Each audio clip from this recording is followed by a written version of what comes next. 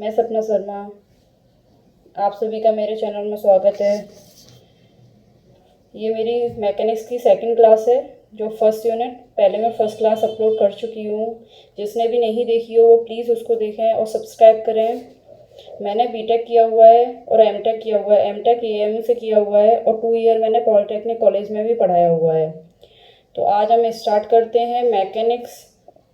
Applied mechanics क्या होती है। इससे पहले हमने पढ़ाया था कि मैकेनिक्स क्या होती है, उसका पूरा इंट्रोडक्शन दिया था। फिजिकल बॉडीज़ क्या होती हैं, उनके टाइप्स क्या होते हैं, ये सारी चीज़ें हम लोगों ने आगे पहले पढ़ चुके हैं। तो आप एक बार उसको रिवीजन कर लीजिए और चेक कर लेना यार भूल गए हो तो। ठीक है, तो अभी हम स्टार्ट करते हैं। एक हमने उस दिन पढ़ाया था कि फिजिकल बॉडीज़ क्या होती हैं, उसमें rigid body and deformable body आई थी। तो जो डिफॉर्मेबल बॉडी होती है वो भी 2 टाइप की होती है। तो डिफॉर्मेबल बॉडी क्या होती हैं 2 टाइप की, वो देख लेते हैं ज़रा यहाँ पे पहले। डिफॉर्मेबल बॉडी 2 टाइप की होती हैं। फर्स्ट होती है इलास्टिक बॉडी, सेकंड होती है प्लास्टिक बॉडी। इलास्टिक बॉडी को हिंदी में बोलते हैं प्रत्याक्ष पिंड, प्लास्टिक बॉडी को बोलते हैं प्लास्टिक पिंड। ठीक है, अब इलास्टिक बॉडी क्या होती है।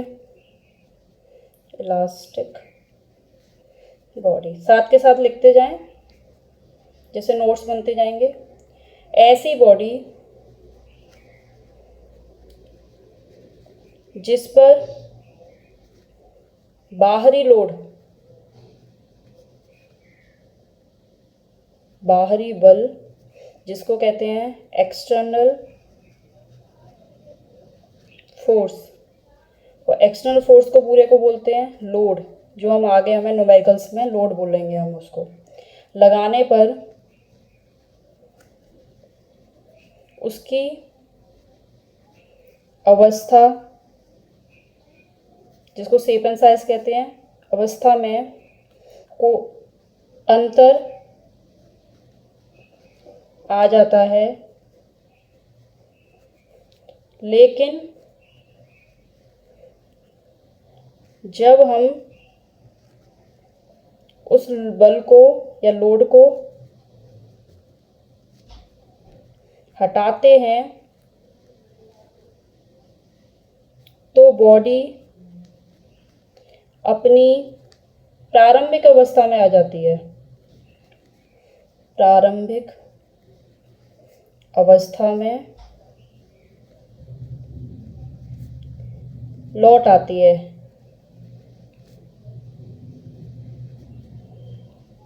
तो इससे समझ में आया इलास्टिक बॉडी क्या होती है कि ऐसी बॉडी जिस पर हम बाहरी कोई भी फोर्स लगाते हैं तो उसमें चेंजेस आ जाते हैं, लेकिन जैसे ही उस फोर्स को हटा दिया जाता है तो फिर से वो उसी टाइप से उसी अवस्था में लौट के आ जाती है।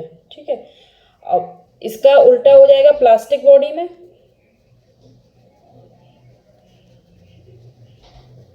प्लास्टिक बॉडी में लिख लेना, ऐसी बॉडी जिस पर हम बाहरी बल लगाते हैं तो उसकी अवस्था में चेंज आ जाता है, लेकिन जब हम बल को हटा देते हैं तो वह बॉडी अपनी प्रारंभिक अवस्था में लौटकर नहीं आ पाती है।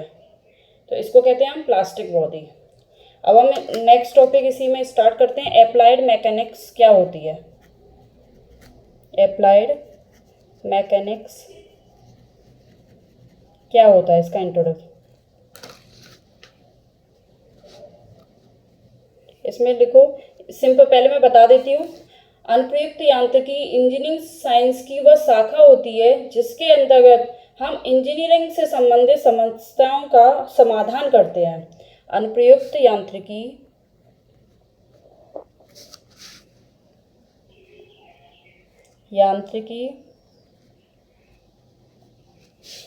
इंजीनियरिंग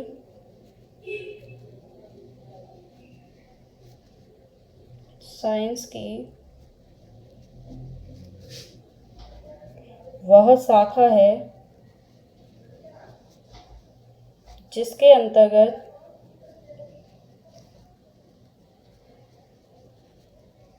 इंजीनियरिंग से संबंधित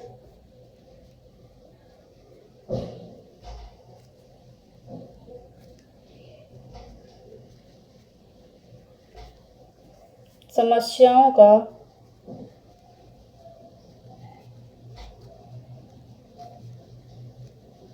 समाधान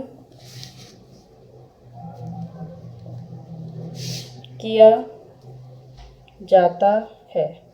कैसे? इसके बारे में, अनुप्रयुक्त यांत्रिकी इंजीनियरिंग साइंस की वो शाखा है जिसके अंतर्गत इंजीनियरिंग से संबंधित समस्याओं का समाधान किया जाता है। जैसे कि हमने कोई एक स्टूल बना रहे हैं बाई चांस, तो यदि हम स्टूल के जो पैर होते हैं उनको यदि बड़ा बना दें, उसकी जो वो उसकी बॉडी, उसका जो वेट हो वो ज़्यादा हो और ऊपर का जो उसका पट्टा होता है जिस पर हम बैठते हैं उसका वो कम हो, तो क्या होगा कि वो गिरने लगेंगे। ऐसे ही यदि ऊपर वाले बहुत ज़्यादा भारी कर देंगे, नीचे वाले कम कर देंगे, तो वो भी ऐसे ही गिरने लगेगा। तो ये हम कितना उसको दोनों की उसको कितना हमें मेंटेन करना है, कितने कितने बल के बनाने हैं, कितना लोड उस पर हम कर सकते हैं, ये सारा हम इंजीनियरिंग साइंसेस के अकॉर्डिंग ही इसमें पढ़ते हैं। जैसे कि हम यदि हमें अप्लाइड मैकेनिक्स के बारे में नहीं नॉलेज होगी तो हम घर भी नहीं बना सकते। कैसे?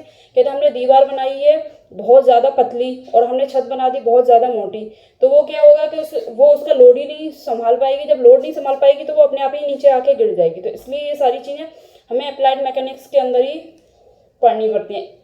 इससे क्या होता है कि यदि हमने ज़्यादा भी मटेरियल लगा दिया तो हम उसको हैंडलिंग करने में भी हमें दिक्कत होती है ना। हम उस चीज़ को एक जगह से दूसरी जगह ले जाएंगे तो ज़्यादा हमें लोगों की ज़रूरत होगी जो ज़्यादा पैसे लेंगे, तो इससे क्या होगा, एक हमारी कॉस्ट भी इंक्रीज़ हो जाएंगी, हैंडलिंग की हमें दिक्कत होगी, मटेरियल भी हमारा ज़्यादा लगेगा। तो ये सारी चीज़ें, वेट और इन सारी चीज़ों को, दिक्कतों को सॉल्व करने के लिए हम अप्लाइड मैकेनिक्स पढ़ते हैं। इसके थ्रू क्या होता है कि हम ईजिली अपनी चीज़ों को भी ईजिली बना लेते हैं, और जिससे हमें कितना फोर्स लगना है, कितने लोग उस पर बैठ सकते हैं, उसकी कैपेसिटी कितनी होनी चाहिए, कितने फोर्सेस एक्सटर्नली लगेंगे, ये सारी चीज़ें भी हम उसके अंदर पढ़ सकते हैं। ठीक है, तो अब नेक्स्ट हम इसमें पढ़ेंगे कि अप्लाइड मैकेनिक्स कितने टाइप की होती है, क्या क्या होता है। ये इम्पोर्टेंट है टॉपिक।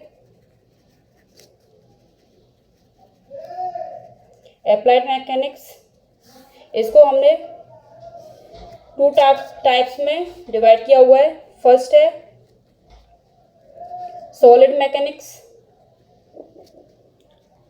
सॉलिड मैकेनिक्स या mechanics of solid, mechanics of solid. Second है फ्लूइड मैकेनिक्स,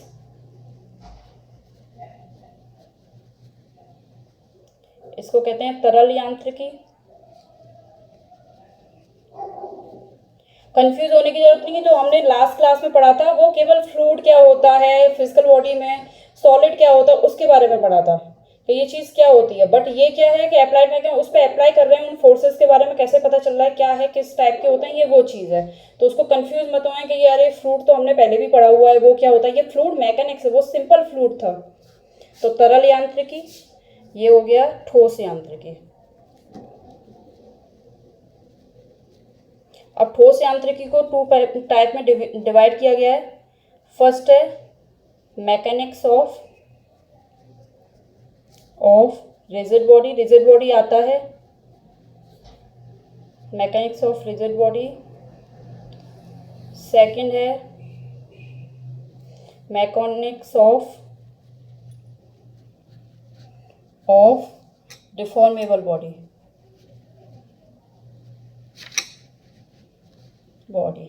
इसको करेंगे दर पिंडों की यांत्रिकी, इसको कहेंगे विरूपित पिंडों की यांत्रिकी। अब दर पिंडों की यांत्रिकी को 2 टाइप में डिवाइड किया गया है।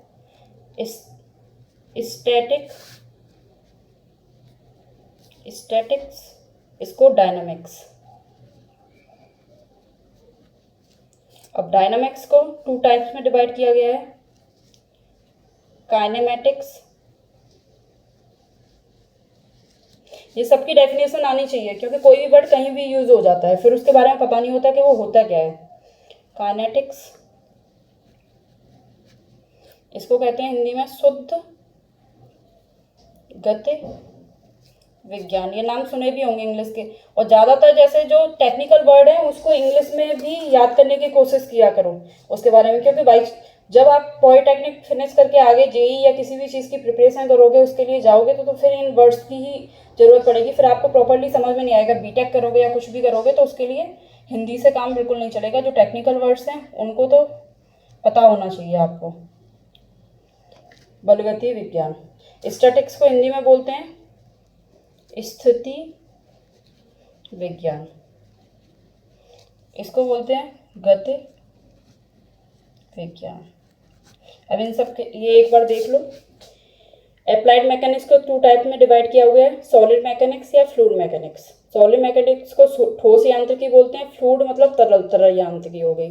अब सॉलिड मैकेनिक्स को 2 टाइप्स में डिवाइड किया गया है। फर्स्ट है मैकेनिक्स ऑफ रिजिड बॉडी और सेकंड है मैकेनिक्स ऑफ डिफॉर्मेबल बॉडी। तो दृढ़ पिंडों की यांत्रिकी, सेकंड हो गया विरूपित पिंडों की यांत्रिकी। अब दृढ़ पिंडों की यांत्रिकी को 2 टाइप में डिवाइड किया गया है, एक स्टैटिक्स, डायनामिक्स, स्थिति विज्ञान एंड गति विज्ञान। अब डायनामिक को 2 टाइप्स में डिवाइड किया गया है, काइनेमेटिक्स एंड काइनेटिक्स, शुद्ध गति विज्ञान एंड बल गति विज्ञान। ठीक है, अब नेक्स्ट स्टार्ट करते हैं, इनकी डेफिनेशन देख लेते हैं। ठोस यांत्रिकी क्या होता है? इसमें यह है कि ठोस यांत्रिकी अनुप्रयुक्त यांत्रिकी की वह शाखा है जिसके अंतर्गत ठोस पिंडों पर लगने वाले बलों तथा उसके प्रभाव के बारे में अध्ययन किया जाता है। इसमें ठोस यांत्रिकी आता है मतलब ठोस पिंडों पर जो लग रहा होता है बल, उसके प्रभाव के बारे में हम तो इसकी डेफिनेशन लिख देते हैं। ठोस यांत्रिकी, ठीक है, ठोस यांत्रिकी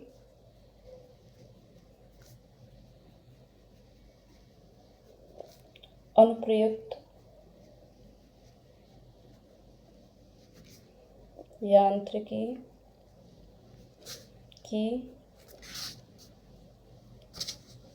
वह शाखा है जिसके अंतर्गत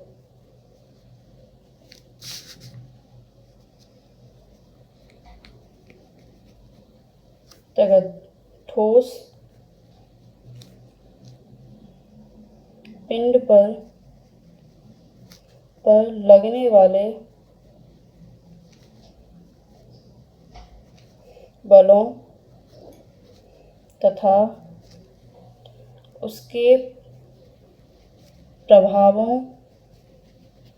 तथा उसके प्रभाव के बारे में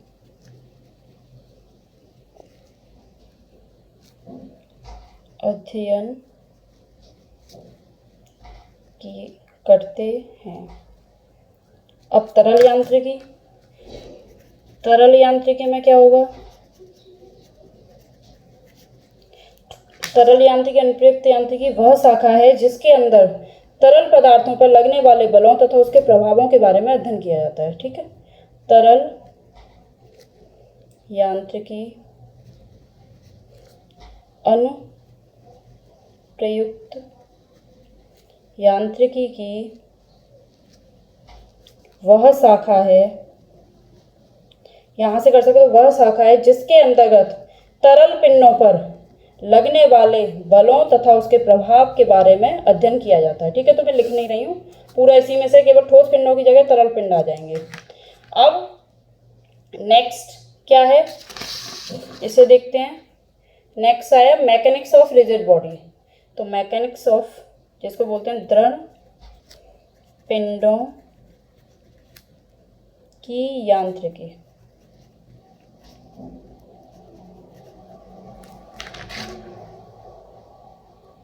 इसमें क्या होगा? सॉलिड मैकेनिक्स की वह शाखा है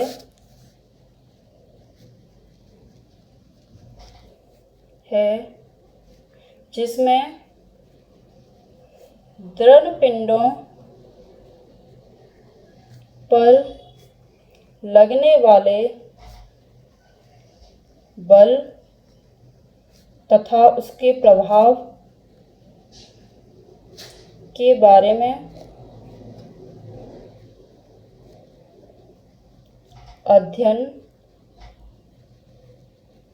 करते हैं। अब द्रव पिंडों की यांत्रिकी क्या है कि सॉलिड मैकेनिक्स की वह शाखा है जिसके अंतर्गत द्रव पिंडों पर लगने वाले बल तथा उसके प्रभाव के बारे में अध्ययन करते हैं। अब आ जाएगा इसी का नेक्स्ट, डिफॉर्मेबल बॉडी।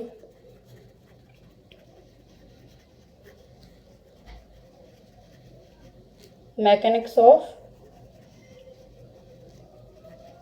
डिफॉर्मेबल, इसमें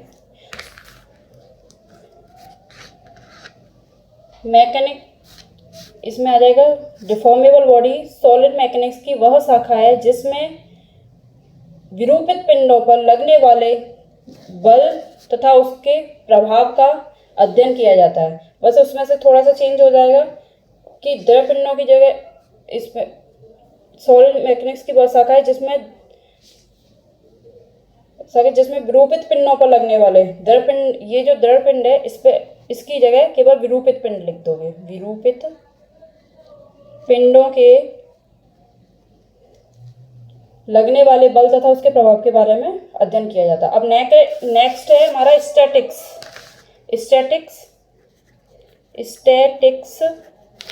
इसका मतलब स्थिति विज्ञान। इससे थोड़ा हमें समझ में आ रहा है स्थिति विज्ञान से कि जिसके अंदर हम स्थिति मतलब उसी स्थिति में है, मतलब चल नहीं रही है, उसमें कोई गति नहीं हो रही हो, तो स्थिति विज्ञान मैकेनिक्स की वह शाखा है जिसके अंतर्गत विरामावस्था पर लगने वाले बलों का अध्ययन किया जाता है। और ये किसके अंतर्गत ये किसका पार्ट है? रिजिड बॉडी की। तो यहाँ हम ऐसे भी डेफिनेशन बना सकते हैं कि स्थिति विज्ञान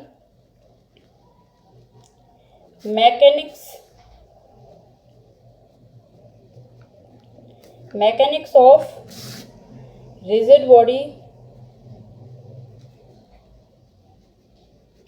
की वह शाखा है जिसके अंतर्गत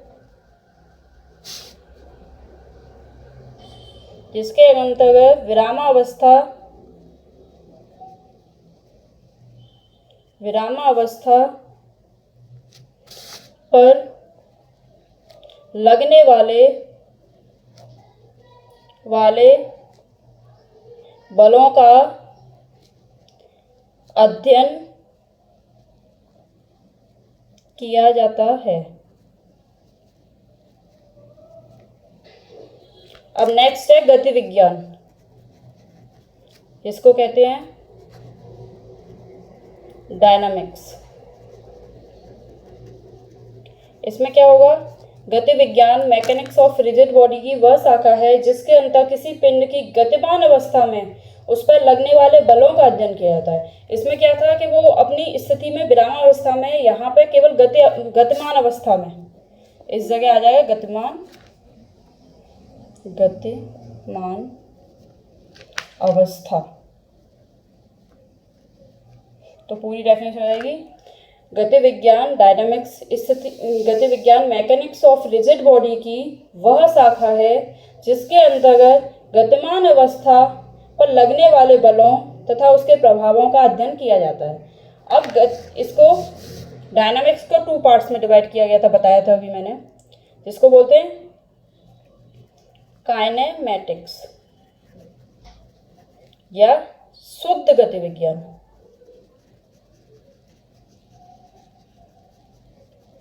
इसकी हिंदी से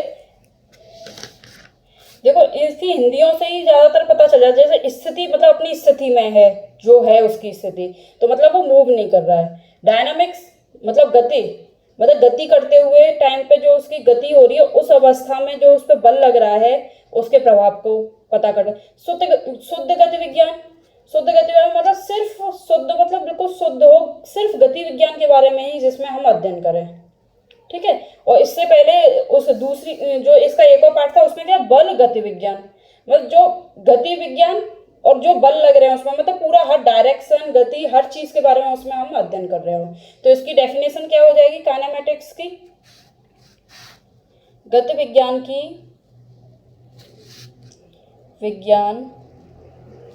की वह शाखा है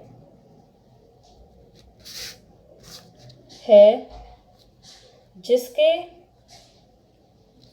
अंतर्गत कि केवल गति के बारे में अध्ययन किया जाता है। जैसे हमने कहा कि हम किसी शॉप पे गए, हमने कहा 5 kg हमें आलू दे दो, ठीक है। तो उसमें ये बताने की जरूरत नहीं कि राइट में दे दो कि लेफ्ट में दे दो कि ऊपर से दे दो कि नीचे दे दो, वो सारी चीज़ों की जरूरत नहीं है। केवल ये 5 kg बोल दिया तो वो अपने में प्रॉपर एक वर्ड है, उसके बाद वो अपने आप निकाल के दे देगा, ठीक है। जैसे 5 बज रहे हैं, तो इससे ये नहीं है कि 5 राइट में बज रहे हैं, लेफ्ट में बज रहे हैं, घड़ी का हम ऑटोमेटिक हमारे माइंड में आ जाएगा अच्छा 5 बज रहे हैं तो ये 5 टाइमिंग, मतलब उसमें किसी डायरेक्शन की जरूरत नहीं है। अब लेकिन काइनेटिक्स क्या होता है, जिसको बल गति विज्ञान कहते हैं। गति विज्ञान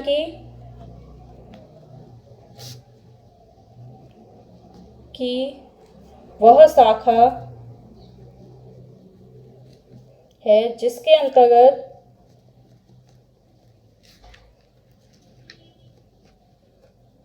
किसी पिंड पर लगने वाले बल तथा गति दोनों का अध्ययन किया जाता है।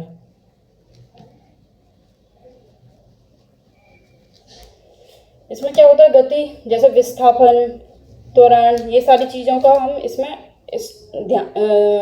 पढ़ते हैं। अब नेक्स्ट टॉपिक स्टार्ट करेंगे, फोर्स क्या होता है। इसमें रिजिड बॉडी हमारे उसमें टॉपिक में था, वो आता है। ये simple mechanics of rigid body के बारे में आया, तो उसको देख लें कि कितने मार्क्स का है, उसके अकॉर्डिंग उसके बारे में टाइप्स भी बताने पड़ेंगे, सिर्फ उसकी डेफिनेशन देके नहीं काम चलेगा, ठीक है। अब नेक्स्ट हमारा है कि फोर्स क्या होता है, ठीक है। तो फोर्स क्या होता है, बल वह कारक होता है जिसके द्वारा हम किसी ऑब्जेक्ट, वस्तु को हम ऑब्जेक्ट भी कहते हैं, किसी वस्तु या ऑब्जेक्ट की अवस्था को परिवर्तित करने की कोशिश करता है या परिवर्तित कर देता है। तो इसके बारे में हम नेक्स्ट वीडियो में पढ़ेंगे। अभी ये थोड़ा थोड़ा इंट्रोडक्शन हो रहा है, थोड़ा आपका सिलेबस के अकॉर्डिंग हो रहा है, क्योंकि फर्स्ट यूनिट में क्या है, मोस्टली थ्योरी ही है, उसमें कोई भी न्यूमेरिकल नहीं है। लेकिन जो सेकंड आएगा जो यूनिट आपकी, उसमें न्यूमेरिकल भी है, उसमें लामीज थ्योरम और ये सारी थ्योरम भी हैं, तो वो भी है, बट इसमें से भी आता है। तो इसलिए ये छोटी छोटी चीज़ें जो आगे भी आपको जरूरत पड़ेगी सेकंड यूनिट में कि ये सारी चीज़ें क्या होती हैं, तो इसलिए इसके बारे में जान लें, इसको पढ़ें, एक भी क्लास मिस ना करें, जिससे कि आपको यदि कोई वर्ड आए तो उसके बारे में पता ना चले कि ये क्या होता है, ठीक है।